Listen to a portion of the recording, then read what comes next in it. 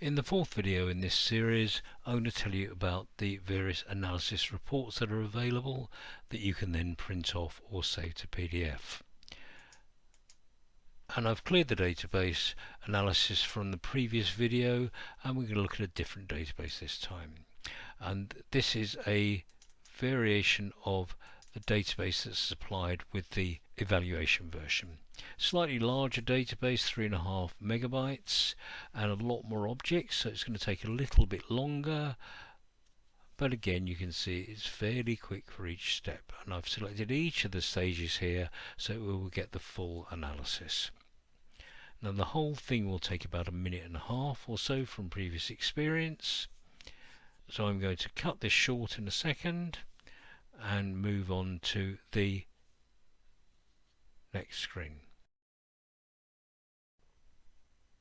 And now we're just running the final step and soon be finished, and as I predicted it took about a minute and a half, and on a faster workstation you'll find the times are significantly less than that. Mine is a fairly old workstation here. As I mentioned before, you get a temporary database used to collect the object sizes. You do not need to keep that. If you wish to do so you can by clicking cancel, but by default get rid of it. This one here we've got 73 objects. Metadata again for those 73 objects. Again, some of those got information here. We've got 22 tables, including the system tables here. Again, there's no link tables in this one. 3 relationships. This time we have got a number of queries. For these ones here, there's an error message, 3085. Undefined function expression. It doesn't mean the query would fail in the external database, it just means that because I haven't imported the function I can't actually look at those ones here. Let's look at the SQL, and there's a get username function that's involved in that particular one, which is why I can't actually look at that, and therefore I can't get the number of records for that.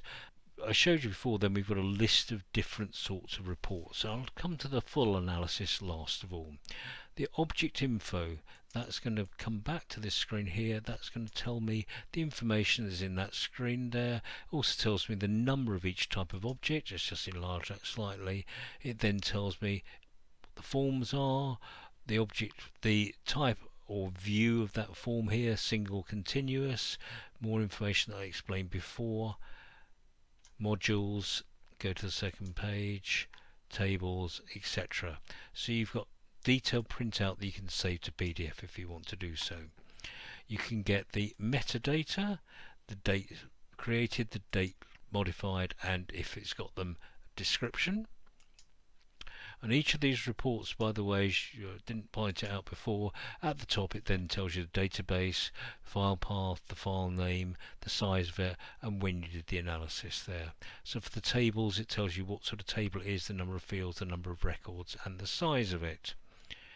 For fields, I showed you the field report before just for one particular table here, and now you can get that for all of them there. So we've got the name of the table, type of table, the number of fields. They always start with 0, by the way, which is usually the primary key field. So it's 0 based numbering, so 7 fields and 0 to 6.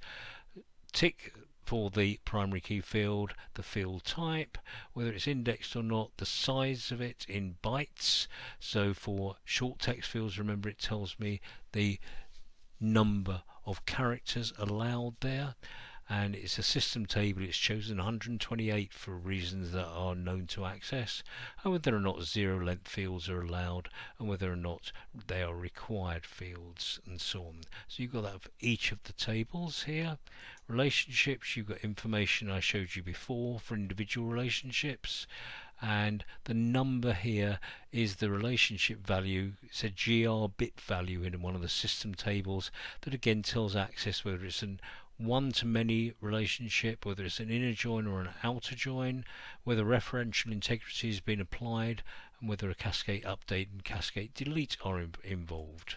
Query information, then on this one here we've got information, query name, the type of query, the SQL design view or SQL view for the last save view, number of fields and so on.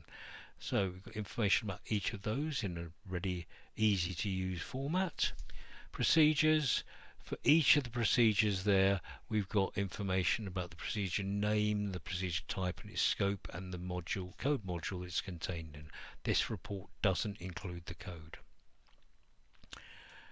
The dependencies, now we can do this for each of the objects here.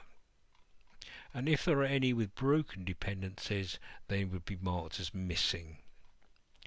So several pages for those. For large databases with many hundreds of objects, the number of dependencies can get very large, and that can take quite a long time to collect, but you'd be warned if that was the case.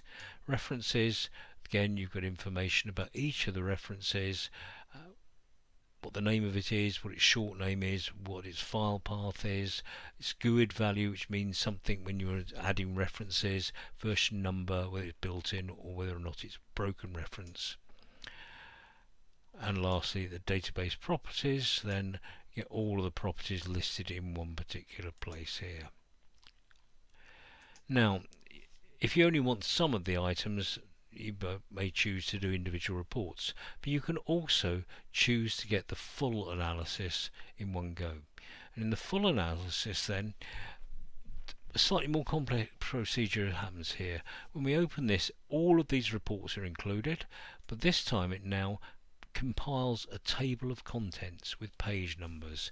Now to do that, it actually behind the scenes opens the report once, in this case as a PDF, which you'd later get rid of, and then by doing that it allows it to determine the page numbers for the final version of the report.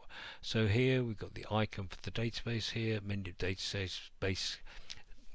data systems icon there, information about the file, table of contents, there's the application icon if you have one, and then the page of which each of these reports is available here.